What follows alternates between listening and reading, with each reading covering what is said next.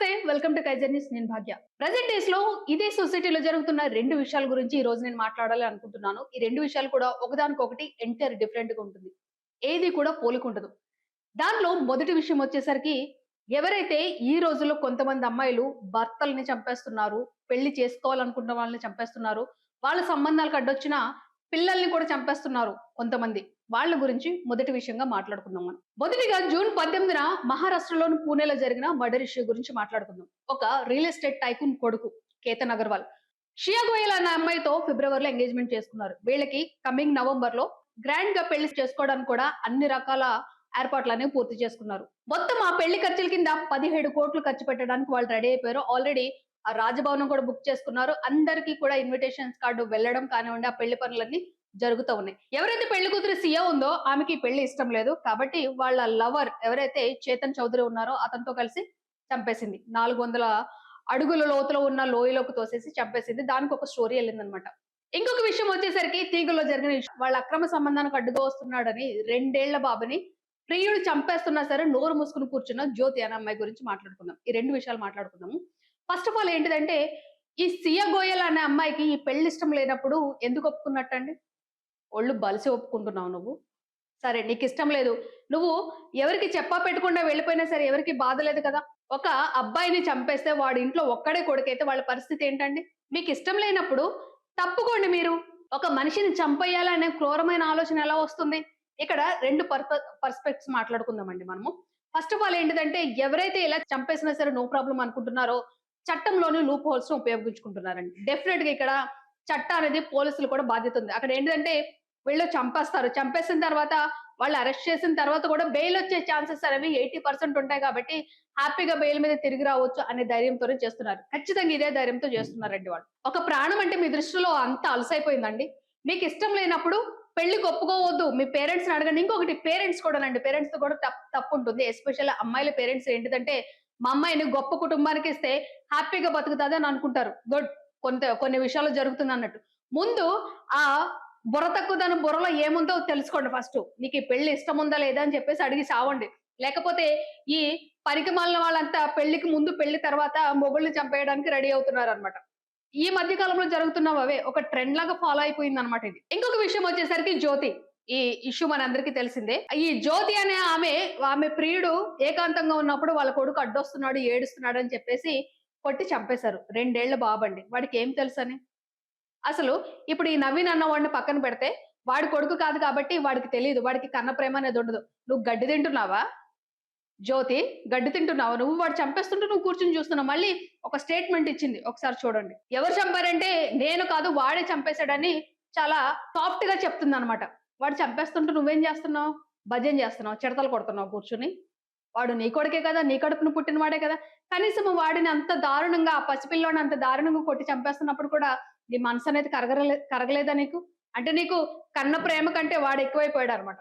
ఈ స్టోరీ ఒకసారి చూసుకుంటే, ఈ జ్యోతి స్టోరీ ఒకసారి చూసుకుంటే, ఈ జ్యోతి వాళ్ళ భర్త స్వామి. ఆ స్వామి అనే అతను క్యాబ్ డ్రైవర్ కింద పనిచేస్తాడు. వీళ్ళకి I think 6 years or 7 years పాప.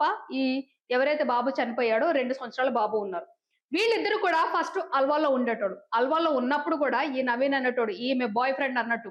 ఈవిడ ఆర్తి అగర్వాల్ వాడొక తరుణ్ అన్నట్టు. వీళ్ళ సంబంధం అల్వాల్ నుంచే కొనసాగుతుంది అన్నట్టు. అక్కడ ఎవరైతే ఓనర్ ఉన్నారో వాళ్ళు కిరాయి ఇంట్లో ఉండేవాళ్ళు కాబట్టి అక్కడ ఓనరు ఈమెని ఎవరు ఫ్రీక్వెంట్ గా వచ్చేటతను ఎవరు వాళ్ళని రావద్దని చెప్పేసి ఓనర్ మందలించడం జరిగింది. దాన్ని కూడా ఈవిడ గారు ఎంత తెలివిగా తిప్పేసుకున్నారంటే ఆ స్వామి ఆమె భర్త దగ్గర ఓనర్ నాతో మిస్‌బిహేవ్ చేస్తున్నాడు కాబట్టి ఇక్కడి నుంచి ఖాళీ చేసేద్దాం.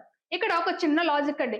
ఓనర్ అనేవాడు డైరెక్ట్ గా ఈ స్వామి అనే అతనికి చెప్తే వీళ్ళ బండారం బయటపడిపోతుంది కాబట్టి ఓనర్ అనేవాడు ముందు చెప్పకుండానే ఈ జ్యోతి ఏంటిదంటే ఓనర్ నాతో మిస్‌బిహేవ్ చేశాడు కాబట్టి మనం వెళ్ళిపోదామని చెప్పేసి అక్కడికక్కడే ముందే మూటముళ్ళు సర్దేసుకుందనమాట. అక్కడి నుంచి కీసర షిఫ్ట్ అయ్యారు. సో వీళ్ళు కీసరకి వెళ్ళిన తర్వాత కూడా వీళ్ళ అత్యున్నత బంధమనాలో చెప్పు తీసి కొట్టాలన్నమాట.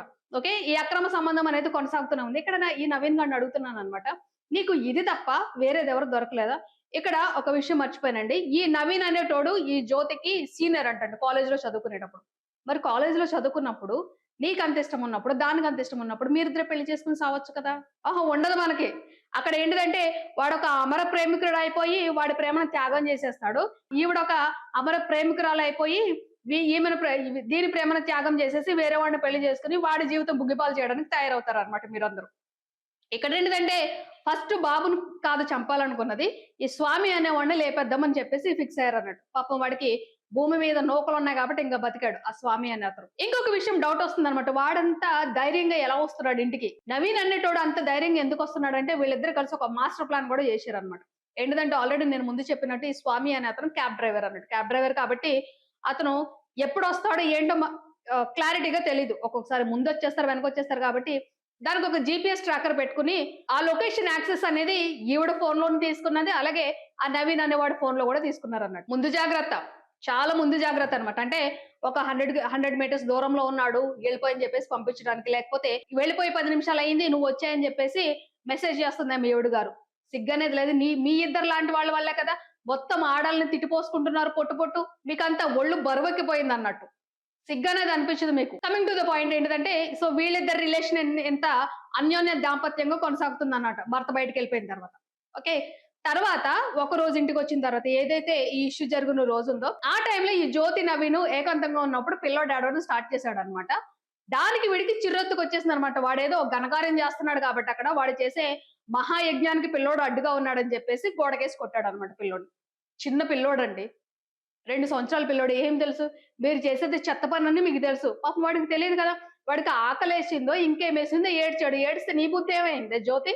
పేరుకి మాత్రమే జ్యోతి. కానీ ఒక పసిపిల్లోడి జీవితాన్ని ఆర్పేసావు నువ్వు. వాడు ఆర్పేస్తా ఉంటే నువ్వు కళ్ళప్పగించుకొని చూస్తా ఉన్నావన్నమాట. మళ్ళీ ఎంత నంగనాచులాగా మాట్లాడుతుందంటే నేను కాదు చంపింది తనే చంపేసాడు ఏడుస్తున్నాడని చెప్పేసి. కనీసము ఏంటిదంటే కొంతమందికి పిల్లలు లేకుండా ఏడుస్తున్నారు. మాకు పిల్లలు లేరు, మాకు పిల్లల్నివ్వండి అని చెప్పేసి అడుక్కుంటున్నారు. అనాథాశ్రమాల చుట్టూ తిరుగుతున్నారన్నట్టు. పిల్లలు లేకుండా. గుళ్ళు గోపురాలకెళ్ళి ప్రదక్షిణాలు చేసి, ఉపవాసాలుండి ఆళ్ళ పాటలు ఒక్క మాటలో చెప్పేవి గాదు. ఎవరైతే పిల్లలు లేకుండా ఉన్నారో. మీరు మాత్రం ఒళ్ళు బలుపెక్కిపోయి పుట్టిన పిల్లల్ని ఏం చేయాలో తెలియక మీ ఒళ్ళు అవసరాలు తీర్చుకోవడానికి వాళ్ళు చంపేస్తున్నారన్నమాట. నిజంగా చెప్పు తీసి కొట్టాలి. నోట్లో పళ్ళన్నీ రాలిపోయేటట్టు. ఇక ఆ బాబుని కొట్టిన తర్వాత ఆ పిల్లోడు ఇంజ్యూర్ అయిన తర్వాత ఒక హాస్పిటల్‌కి సో వెళ్ళిన తర్వాత బాబు అక్కడికి చనిపోయాడన్నట్టు. హాస్పిటల్‌కి తీసుకెళ్ళిన తర్వాత కూడా మేమేం చేయలేమన్నారు. తర్వాత ఇంటికొచ్చేసారు. ఇక్కడ ఇక్కడ ఆవిడ ఒక స్టోరీ అల్లేసిందనమాట. ఆ స్టోరీ విన్నవాడు ఎవడైనా సరే ఈజీగా నమ్మేస్తాడనమాట. ఇంటికొచ్చిన తర్వాత బాబు చనిపోయిన తర్వాత ఆ స్వామి ఇంటికొచ్చిన తర్వాత ఏం జరిగింది అని అడిగితే చార్జర్ నోట్లో పెట్టుకున్నాడు. షాక్ కొట్టినప్పుడు ఆ ఫోర్స్‌కి వెళ్లి గోడకు తగిలి తల గోడకు కొట్టుకొని చచ్చిపోయాడని చెప్పేసి చెప్పిందన్నమాట. అయిపోయింది ఇక్కడికి. అందరూ నమ్మేసారు. అంతా అయిపోయిన తర్వాత బాబుకి జరగాల్సిన కార్యక్రమాలన్నీ అయిపోయిన తర్వాత స్వామి ఇంట్లోకొచ్చి చూసినప్పుడు ఈ మంచం కింద బీర్ బాటిల్స్ అనేవి కనిపించినాయన్నమాట. ఇప్పుడు ఈ స్వామి అనే అతను ఇంట్లో తాగడు. మరి ఈ ముద్రష్టపు దానికి అలవాటు ఉందో లేదో తెలీదు. ఆ దరిద్రుడొచ్చి తీసుకొచ్చి పెట్టాడో లేదు.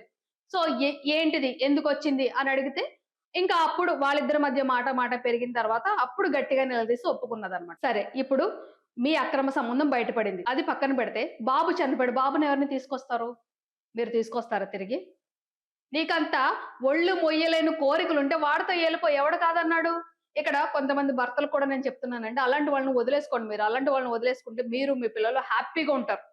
చాలా హ్యాపీగా ఉంటారు. అసలు ఈ సొసైటీ ఎట్లా తయారవుతుందంటే ఇష్టం లేకపోతే ఒకటే టార్గెట్ చంపేయడం. అసలు చంపే హక్కు ఎవరిచ్చారండి మీకు? కొంచెం కూడా షేమన్ అవ్వట్లేదా మీకు? ఇప్పుడు రెండో విషయం గురించి మాట్లాడుకుందాం. నేను ఏదైతే ఫస్ట్ విషయం మాట్లాడానో దాని ఎంటైర్ అపోజిట్ లో ఉండే సిట్యుయేషన్ అన్నమాట ఇది. ఇది చాలా మంది ఫేస్ చేస్తున్నారు. కాకపోతే బయటకొచ్చి చెప్పుకోలేరు. చెప్పుకున్నా సరే వాళ్ళకి ఎలాంటి హెల్ప్ అనేది అందదు. ఇది నేను చాలా మందిని అడిగి ప్రత్యక్షంగా చూసిన తర్వాత మాట్లాడుతున్న విషయాలన్నమాట నౌ డేస్‌లో. ఇప్పుడు ఈ రోజుల్లో బతకాలంటే భార్యాభర్తలిద్దరూ జాబ్ చేయాల్సిందే. డెఫినెట్‌గా జాబ్ చేయాల్సిందే. ఇక్కడేమవుతుందంటే ఎవరైతే భార్య ఉద్యోగం చేస్తుందో, ఆ భార్యకి రావాల్సిన గౌరవం అనేది ఇస్తున్నారా లేదా? 10 మందిలో ఎంతమంది భార్యకి గౌరవం ఇస్తున్నారు? కొంతమంది వాదన ఏంటిదంటే, ఆ భార్య ఉద్యోగం అనే దాన్ని పక్కన పెట్టేసి కంప్లీట్‌గా ఫస్ట్ ఆమెకు ఆడది. ఆడది కాబట్టి ఏం చేయాలి?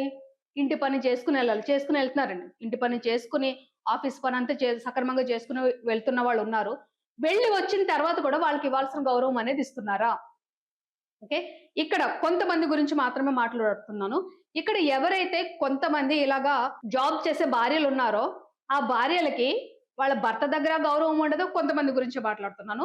అలాగే వాళ్ళ అత్తింట్లో కూడా గౌరవం ఉండదు. కమింగ్ టు వాళ్ళ అత్తింట్లోకి ఏంటిదంటే, వాళ్ళ ఇంట్లో ఆడపిల్లలు గనక పనులు చేస్తుంటే, అమ్మో! మా అమ్మ ఎంత కష్టపడిపోతుందో అని అంటారు. మరి కోడల విషయానికొచ్చేసరికి మీకెందుకండి? అంత విద్వేషం అనేది వస్తుంది మీకు? మీ ఇంటి ఆడపిల్ల కాదనా? ఇంకొకటి ఇన్ కేస్ ఈ భార్య ఎవరైతే జాబ్ చేసే భార్య నాకు కష్టమవుతుంది అని చెప్పేసి కొంచెం క్లాషెస్ ఏమైనా వచ్చినాయి అనుకోండి, ఈ అత్తగారి తరపోళ్ళు ఇచ్చే ఉచిత సలహా ఏంటో తెలుసా అండి? జాబ్ మానేసి ఇంట్లో ఉండి పిల్లల్ని చూసుకో. ఒకవేళ అదే పరిస్థితి వాళ్ళ అమ్మాయికొచ్చిందనుకోండి, వాళ్ళ అమ్మాయి గురించి ఏం మాట్లాడతారంటే, అంటే ఎంత చదువుకొని ఇంట్లో కూర్చోవాలా అని మాట్లాడతారనమాట. 2 నాలుకలు అంటారు చూడండి వాళ్ళు. మొత్తం వాళ్ళ నాలుకలను కట్ చేసి పడేస్తే దరిద్రం వదిలిపోతుందనమాట. ఇక్కడ ఎవరైతే భర్తలున్నారో వాళ్ళేంటిదంటే వీళ్ళు బాగా చదువుకున్నారు, ఉద్యోగం చేస్తున్నారని చెప్పేసి పెళ్లి చేసుకుంటారండి. పెళ్లి చేసుకున్న తర్వాత ఏమవుతుందంటే కొంతకాలం బానే ఉంటుందనమాట. ఏంటి పిల్లలు పుట్టనంత వరకు బానే ఉంటుంది. పిల్లలు పుట్టిన తర్వాత వాళ్ళ అసలు రూపం బయటకొస్తుందనమాట. కష్టమైతే మానే. మరి ఇంట్లో ఎవరు చూసుకుంటారు? అక్కడికి వాళ్ళోడు చెప్తారనమాట. నేనే చూసుకుంటున్నాను కదా! చూసుకుంటారు. ఇంటి వరకే చూసుకుంటారనమాట. ఇలాగ ఇంటి వరకు చూసుకునే భర్తలకి నేనొక క్వెషన్ అందరికీ కాదండి. ఏ భర్త అయినా సరే, ఏ భర్త అయినా సరే మంత్‌లో కొంత అమౌంట్ తీసి భార్యకిచ్చి ఆమె పని చేస్తున్నా, చెయ్యకపోయినా మీన్స్ జాబ్ చేస్తున్నా, చేయకపోయినా ఇది నీ ఖర్చులకు ఉంచుకో అని చెప్పేవాళ్ళు ఎంతమంది? ఇచ్చిన తర్వాత ఏం చేశావు అని అడగకుండా డబ్బులిచ్చేవాళ్ళు ఎంతమందున్నారు? ఉన్నారంటారా? ఇచ్చిన తర్వాత అడగకుండా ఉన్నవాళ్ళు ఉంటారంటారా? మళ్ళీ ఇక్కడ ఒకవేళ భార్య గనక పిల్లల్ని చూసుకుంటూ ఇంట్లో ఉందనుకోండి, ఈ అత్తింటి వాళ్ళున్నారు చూడండి, అత్తింటి వాళ్ళు ఎవరైనా గానివ్వండి. అత్తింటి వాళ్ళేమంటారంటే, "బాబు నా కొడుకు కష్టపడిపోతున్నాడు, ఒక్కడే కష్టపడిపోతున్నాడు, ఇంటినంతా ఒక్కటే మోస్తున్నాడంటే, మీకంత బరువయినప్పుడు, మీకంత బాధొంచేస్తున్నప్పుడు ఆడికి పెళ్లి చేయొద్దు మీరు. చెయ్యకండి మీరు. ఇప్పుడు పెళ్లి చేసుకున్నవాడు కుటుంబాన్ని పోషించాలి, భార్యని పోషించాలి, పిల్లల్ని పోషించాలి. మరి వాడు పెళ్లి చేసుకొని పిల్లల్ని కన్న తర్వాత భారం ఎక్కువైపోతుందంటే, అసలు మీరు మాట్లాడే మాటలకి ఏమైనా అర్థం ఉంటుందంటారా? కొంచెమైనా అర్థం ఉంటుందంటారా? నేను చెప్తున్నా మళ్ళీ, ఇదే సిట్యుయేషన్‌ను 90% వర్కింగ్ వుమెన్ ఫేస్ చేస్తున్నారు. కాదంటారా? 90% వర్కింగ్ వుమెన్ ఇదే ఫేస్ చేస్తున్నారు వాళ్ళు. వాళ్ళు బయటకొచ్చి చెప్పుకోలేరు. ఇంకొకటేమంటారంటే ఉద్యోగం మానేయ్ అని అంటారు. చదువుకున్న చదువుకున్న తర్వాత ఉద్యోగం చేసిన తర్వాత మానేస్తారు. మానేసిన తర్వాత అప్పటి వరకు ఉన్న ఖర్చుల్ని ఎలా మేనేజ్ చేసుకుంటారు? మళ్ళీ అప్పుడు కూడా దీనిదే తప్పు. నువ్వు ఎక్కువ ఖర్చులు చేసేస్తున్నావు అని అంటారు. ఎక్కువ ఖర్చులు ఏముండవు. ఆ ముందు ఏ ఖర్చులున్నాయో అదే ఖర్చులుంటాయి. కాకపోతే ఈమె జాబ్ మానేసింది కాబట్టి అది బర్డెన్ అనేది అప్పుడు తెలుస్తుందన్నమాట వాళ్ళకి. ఎక్కువ కంటికి కనిపిస్తుంది కాబట్టి అప్పుడు ఆక్రోషము, ఉక్రోషం అనేది బయటకొచ్చేస్తుందన్నమాట. నీ వల్ల ఎలా తయారైంది? నీ వల్ల ఎలా తయారైంది? అది ముందులో ఏమైంది? ఆ మాట ముందెతుకు రాలేదు. ఇలాంటి మగాళ్ళే ఉన్నారండి. ఇలాంటి మగాళ్ళు చాలా మందున్నారిప్పుడు. అందరూ కాకపోయినా చాలా మంది. ఎవరైతే కొంతమంది వాళ్ళ భార్యలని వాళ్ళ ఖర్చులకిచ్చి వాళ్ళ కష్ట సుఖాలు చూసుకుంటున్నారు చూడండి. వాళ్ళకి నిజంగా చేతులెత్తి దండం పెట్టాలి. మీలాంటి వాళ్ళున్నారంటే ఇంకా కొంతమంది అమ్మాయిలు సావకుండా బతుకున్నారనమాట. ఇక్కడ ఎవరైతే ఈ సిట్యుయేషన్ ఫేస్ చేస్తున్నారో వాళ్ళేంటిదంటే అటు బయటికి పోలేరు, ఇటు కొంపలోనూ ఉండలేరనమాట. ఎందుకని? పిల్లల గురించి. ఇక్కడ పిల్లల్ని వదిలేసి ఎళ్ళిపోతే ఎవరితోనో లేచిపోయిందని చెప్పేసి ఒక స్టాంపేసేస్తారు. లేదు ఇంట్లోనే ఉండి అదేమన్నా చచ్చిపోతే ఏంటిదంటే, ఎందుకు చచ్చిపోవాలి? బయటికెళ్ళి బతకలేదా అని చెప్పేసి మళ్ళీ వీళ్ళే అంటారనమాట. మోసేవాడికి తెలుస్తది బరువేంటిదో. కబుర్లు చెప్పేవాడికి తెలీదు కదండీ! రీసెంట్‌గా నేను మా ఫ్రెండ్‌ని కలిసానండి. తనకు కూడా సేమ్ ప్రాబ్లమ్. ఇప్పుడు నేను మాట్లాడడానికి కూడా కారణం ఆ అమ్మాయే. ఓకే. తను కలిసిన తర్వాత తనొక ఇష్యూ చెప్పిన తర్వాత నాకు భయమేసింది, ఏడుపొచ్చింది ఫస్ట్ ఆఫ్ ఆల్. ఏంటిదంటే తను సేమ్ వర్కింగ్ వుమెనే. చక్కగా ఇద్దరు జాబ్ చేసుకుంటారు. Happy family. కాకపోతే ఏంటిదంటే ఇప్పుడు కొంచెం బర్డెన్ ఎక్కువయిన తర్వాత ఇదే క్లాషెస్ మొదలైందనమాట. ఇక్కడ దరిద్రం ఏంటిదంటే ఎవరైతే ఈ అమ్మాయి ఉందో, ఆ అమ్మాయి పుట్టింటి వాళ్ళకి చెప్పుకున్నా సరే వాళ్ళొక్క మాట మాట్లాడరండి.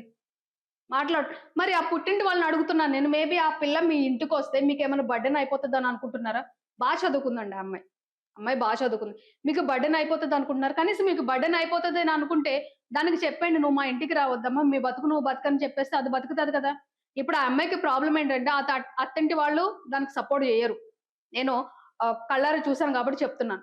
ఏం చేసినా సరే వాళ్ళ అబ్బాయికే సపోర్ట్ జేస్తారు. ఇటు పుట్టింటి వాళ్ళు కూడా అతన్నొక మాట అనరు. ఇదే భయమనుకుంటా వాళ్ళకి. ఇప్పుడు ఆ అమ్మాయి గనుక మా ఇంటికొచ్చేస్తే మాకు బర్డెన్ అయితదని చెప్పేసి ఫీల్ అవుతున్నారేమో వాళ్ళు. ఇది రీసెంట్‌గా ఏం చేసిందంటే వాళ్ళ పిల్లల్ని తీసుకొని బయటికి పోయిందన్నట్టు.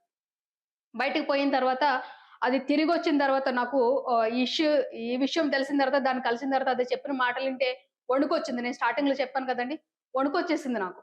"ఎందుకెళ్ళావు?" అని అడిగితే అది ఒకటే మాట చెప్పింది. "నేను నా పిల్లలు చచ్చిపోదామని ఎళ్ళిపోయాను." "ఎందుకు చేసావు ఈ పని?" అంటే నాకెవరి సపోర్టు లేదు. ఓకే. నాకెవ్వరు సపోర్ట్ లేదు. ఇదే విషయం ఇట్లా గొడవలు జరుగుతున్నాయని చెప్పేసి వాళ్ళ అత్తింటి వాళ్ళకి చెప్తే, "మమ్మల్ని ఇన్వాల్వ్ చేయొద్దు. నీకిష్టమొచ్చింది నువ్వు జేసుకో" అని అన్నారంట. ఇటు పుట్టింటి వాళ్ళకి చెప్తే ఆళ్ళు అనరు, అనరు. ఇంకేం చేస్తదండి అది?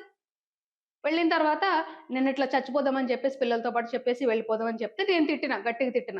తర్వాత అడిగిన, మరి ఏమైందనంటే వాళ్ళ పిల్లోడు ఒక మాట అన్నాడంట. మమ్మీ ఇప్పుడు మనము ట్రైన్ కింద పడి చచ్చిపోతే ఆహ్, ఆహ్, అది ట్రైన్ మనల్ని గుద్దుతది కదా మమ్మీ! బ్లడ్ ఒస్తది కదా మమ్మీ! పెయిన్ ఒస్తది మమ్మీ! భయమేస్తుంది అని చెప్పేసి అన్నాడంట వాళ్ళ బాబు.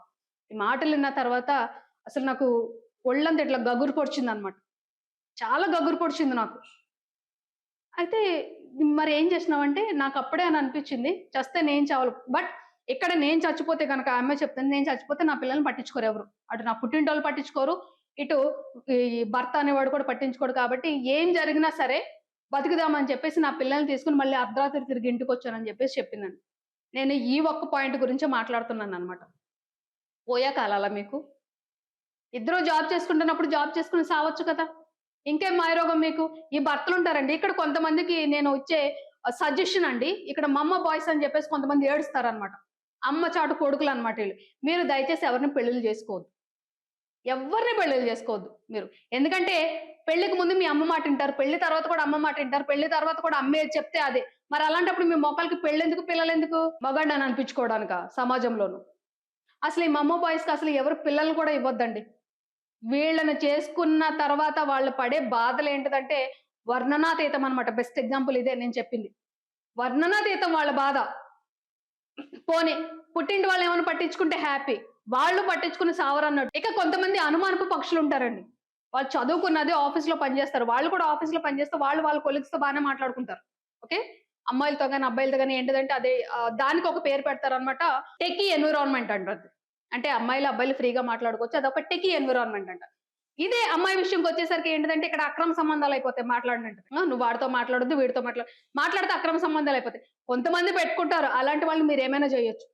దానికి ఎలాంటి అబ్జెక్షన్ ఉండదనమాట. మీరు చేస్తే ఒప్పయితది. వీళ్ళు చేస్తే తప్పయిపోతదండి. అసలు కొంచెం కూడా ఆలోచన ఉండదా మీకు? చదువుకున్నారు గదా! ఇద్దరూ చదువుకున్నప్పుడు మీరిద్దరూ కదా మాట్లాడుకోవాలి. ఇంకా కొంతమంది జాబ్‌లో రిస్ట్రిక్షన్ పెడతారండి. వాళ్ళు, వాళ్ళు చేసే జాబ్‌కి న్యాయం చేయాలి ఫస్ట్ ఆఫ్ ఆల్. మాకిష్టమొచ్చినట్టు మేముంటామంటే కుదరదు. పొండి అంటారు ఇంటికి. ఎక్కడ మళ్ళీ కొంతమంది ఉచిత సలహాలిచ్చారు. వేరే జాబ్ చూసుకోండంటే, ఈ కాలంలో మీరు జాబ్ మానేసి బయటికెళ్ళి ఒక జాబ్ ఎతుక్కోండి తెలుస్తది మీకు. ఎంత టఫ్ సిట్యుయేషన్ ఉందో తెలుస్తుంది. ఎంతమంది చదువుకొని డిఫరెంట్ డిఫరెంట్ కోర్సెస్‌లో ట్రైనింగ్ తీసుకుని రోడ్ల మీద 10,000కి, 12,000కి జాబ్‌లు ఎతుక్కుంటున్నారో తెలుస్తదండి ఒకసారి వెళ్తే. ఈ ఉచిత సలహాలనమాట. అయితే జాబ్ మానేయి, లేదంటే జాబ్ చేంజ్ చెయి. ఇది 2 అయిన తర్వాత ఏంటిదంటే, నా కొడుకే భారం మోసేస్తున్నాడని చెప్పేసి ఈ మమ్మస్. అసలు మీరు మారరండి. కొంతమందున్నారండి. కొంతమంది ఏంటిదంటే, జనరేషన్‌కి తగ్గట్టు మారుతున్నారు. అమ్మలైనా అత్తింటి వాళ్ళైనా సరే జనరేషన్‌కి తగ్గట్టు మారుతున్నారు. వాళ్ళేంటిదంటే మేము అలాంటి సిట్యుయేషన్స్ ఫేస్ చేసాం కాబట్టి, మా పిల్లలు గాని, మా కోడళ్ళు గాని అలాంటి సిట్యుయేషన్ ఫేస్ చేయకూడదని చక్కగా ఫ్రెండ్లీగా ఉంటున్నారు. నిజంగా వాళ్ళు దొరికినోళ్ళు అదృష్టవంతులండి అమ్మాయిలు. చాలా అదృష్టవంతులు. వాళ్ళు అర్థం చేసుకుంటారు. వర్కింగ్ స్పేస్ ఎట్లా ఉంటుంది, ఇంట్లో స్పేస్ ఎట్లా ఉంటుందో బాగా అర్థం చేసుకుంటారండి వాళ్ళు. నిజంగా ఎంత పుణ్యం చేసుకుంటే అలాంటి కొంపలు దొరుకుతాయో అన్నమాట ఈ అమ్మాయిలకి. హ్మ్. అక్కడికి వెళ్ళొద్దు, ఇక్కడికి వెళ్ళొద్దు, వాళ్ళుంటేనే వెళ్ళు, వీళ్ళుంటేనే వెళ్ళు. ఇలాంటి రిస్ట్రిక్షన్స్ పెడతారు కొంతమంది. ఇప్పుడు ఒక ఆఫీస్‌లో వర్క్ చేసేటప్పుడు ఆఫీస్‌కి తగ్గట్టు పని చేస్తామండి. లేకపోతే మనకు తగ్గట్టు ఆఫీస్ పని చేస్తుందా? వర్కింగ్ వుమెన్స్ అందరూ కూడా ఫేస్ చేసేది ఇదేనండి. కాకపోతే వాళ్ళకి బయటకి చెప్పుకోలేరు. కనీసం వాళ్ళకి చెప్పుకోలేని వాళ్ళకి కొంచెం ఊరట ఉంటదని చెప్పేసి మాట్లాడుతున్నా. ఎస్పెషల్లీ మొన్న ఏదైతే జరిగిందో ఇష్యూ మా ఫ్రెండ్‌ది దాని గురించి మాత్రమే ఈరోజు నేను మాట్లాడుతున్నాను దీన్ని. మీరు అలాగా వాళ్ళని మానసికంగా చంపేయొద్దండి. ఎవరైతే ఈ మమ్మ బాయ్స్ ఉన్నారో, అత్తింటి వాళ్ళు. మీకిష్టం లేకపోతే చెప్పేయండి. మాకొద్దు నువ్వు ఇలాంటి దానవు మాకొద్దని చెప్పేస్తే దాని బతుకు అది బతుకుతది. కానీ ఈళ్ళు చచ్చిపోయిన తర్వాత సుమతి శతకాలు చెప్తారనమాట. పిల్లల్ని చంపే అధికారం నీకెవరిచ్చారు? ఏం బతకలేవా? నువ్వు జాబ్ చేసుకోవడం చేత కదా! నువ్వు చదువుకున్న చదువు ఇదేనా? నీకు నేర్చుకున్న సంస్కారం ఇదేనా? అని చెప్పేసి సొల్లు కబుర్లు చెప్పుకుంటూ బయలుదేరిపోతారనమాట అందరూను. పడేవాడికి తెలుస్తుంది నొప్పేంటో. మీకేంటి? నేను మాట్లాడిన 2 విషయాలు కూడా ఒకదానికొకటి పొంతన లేవు. అలా చేసేవాళ్ళున్నారు. ఇలాగ బాధపడేటోళ్ళు కూడా ఉన్నారు. సో, వీళ్ళిద్దరే ఏంటిదంటే, మీరు ఆ క్రూర స్వభావం మానేసుకొని జంతువుల్లాగా, తోడేల్లాగా క్రూర స్వభావం మానేసుకొని మీకిష్టం లేకపోతే నాకిష్టం లేదని చెప్పేసి పొండి. ఎవ్వడు ప్రాణాలు తీసే అధికారం మీకు లేదు. లేదు నేను ఆ సంబంధాన్ని వదులుకోలేకపోతున్నానంటే వాడు మీరు కలిసి చచ్చిపోండి. అది దరిద్రం వదిలిపోతుంది. ఇంకొకటి ఈ రెండో విషయానికొచ్చేసరికి ఏంటిదంటే, మీకిష్టం లేకపోతే అమ్మాయికి చెప్పండి. "నువ్వు వెళ్ళిపో. నేను నీతో కలిసి ఉండలేదని" చెప్పేసి చెప్పండి. కానీ మానసికంగా వాళ్ళకి వాళ్ళే చచ్చిపోయేలాగా మీరు ప్రేరేపించొద్దు. వాళ్ళు చచ్చిపోయిన తర్వాత ఇలాంటి సుమతి శతకాలనేవి చెప్పొద్దనమాట. ఇప్పుడు కొన్ని కేసెస్ చూసుకుంటే గనక లాస్ట్ టైమ్ మనకు దుర్గమ్మ చెరువులో 3 మంత్స్ ప్రెగ్నెంట్ పడి చనిపోయిందనమాట. ఏంటిది ఇదే పెళ్ళై 3 నెలలయింది. 2 నెలలేమో ప్రెగ్నెంట్ ఆమె. ఇదే అనమాట. ఒక పక్కన వర్క్ స్ట్రెస్ ఇంకొక పక్క ఈ అత్తింట్లో గోలనమాట. మీ ఇంట్లో ఆడపిల్లల్ని మంచిగా చూసుకుంటారు పువ్వుల్లో పెట్టుకొని. బయట నుంచి వచ్చిన ఆడపిల్ల అంటే మీకంతా అలుసైపోయిందా? ఇక ఈ భర్తలు కూడా రూపాయి ఇవ్వరు ఖర్చులకి. కొంతమందండి అందరూ కాదు. ఇచ్చేటోళ్ళు దేవుళ్ళు మీరు. మొక్కుతాను మీకు. ఇచ్చేటోళ్ళు దేవుళ్ళు. ఒక రూపాయి ఇవ్వరు. పైగా ఇంట్లో ఏదన్నా ఖర్చులు ఎక్కువైపోతే దీనికి ఇదే కారణం అని చెప్పేసి ప్రతిదానికి ఇదే కారణం. ఊడ్చేదానికి, ఊడ్చేదానికి, ఊడ్చేదానికి, వండేదానికి, కడిగేదానికి అన్నిటికి ఇది కావాలి. దాది మాత్రం ఒక రూపాయి ఆశించొద్దు. ఒక రూపాయి ఆశించిందంటే ఎనకాల నుంచి డైలాగ్స్ వస్తాయన్నమాట. ఏంటి ఇంటిని గుల్ల చేసేస్తుందని జెప్పేసి. మీరు మారరు. ఇలాంటి సైకోయిజం ఉన్నవాళ్ళు మారరండి వాళ్ళు. అలాంటి వాళ్ళ దగ్గర నుంచి మీరెంత తొందరగా వెళ్ళిపోయి, మీరెంత హ్యాపీగా బతికితే అంత మంచిది.